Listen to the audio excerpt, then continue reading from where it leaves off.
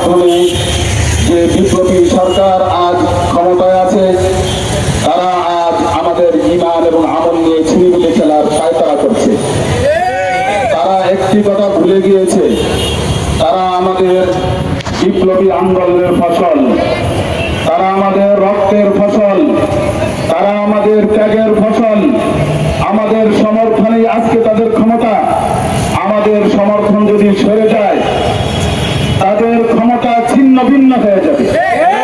তারা এই কথাটি ভুলে গিয়েছে। তাই আজকে আমাদের পুরা বাংলাদেশকে পতিতালয় বানাবার জন্য তারা আজ ষড়যন্ত্র শুরু করেছে। আমরা তাদের এই ষড়যন্ত্র রুখে দেব। আমরা তাদের এই ষড়যন্ত্র মাটিতে পুঁতে দেব। এই স্বপ্ন তাদের কোনোদিন পূরণ হবে না। সংগ্রামী তাওহীদি জনতা, আপনারা একটা বিষয় গভীরভাবে লক্ষ্য করবেন।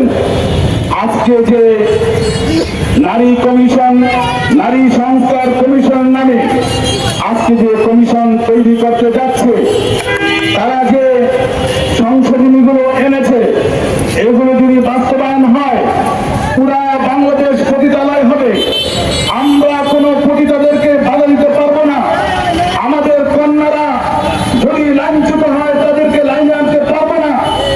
আর এইটাই হবে আমাদের জন্য চূড়ান্ত ধ্বংসের এক কারণ। যে দেশে যেইখানে লাইসেন্স জারি হয়ে পতিতা বৃত্তি হয়, সেই দেশের উপরে আল্লাহর গজব হয়। আমাদের বাংলাদেশ পুণ্যভূমি, পবিত্র ভূমি, অলি আউলিয়াদের ভূমি। এই ভূমিতে কোনো পতিতালয়ের স্থান হতে পারে না। যারা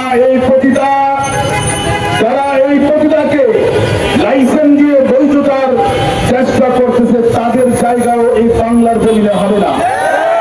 এই জন্য আমি আজকে যারা ক্ষমতায় আছেন, ডক্টর ইউনূস সাহেব, আপনি আপনার ক্ষমতা যদি টিকিয়ে রাখতে চান, তাহলে আপনি এই সংস্কারকে অতি দ্রুত বাতিলের সিদ্ধান্ত গ্রহণ করুন।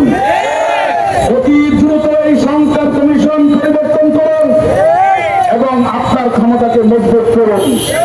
নতুবা আপনার ক্ষমতা টলমল হয়েছে, অতি দ্রুতই আপনার ক্ষমতা আপনার হাত থেকে ছুটে যাবে। আপনার এই ক্ষমতা থাকবে না। আপনি চিরকলঙ্কিত হয়ে বাংলার জমিনে থাকবেন, ইতিহাসের আত্মকে লিখতে পাবেন। এই জন্য আপনাকে অনুরোধ করছি, এই নারী সংস্কার কমিশন বাতিল করুন। বাংলার পূর্ণ ভূমিকে পবিত্র রাখার জন্য চেষ্টা করুন। নাসরুম মিনাল্লাহি ওয়া ফাতহুন করিব।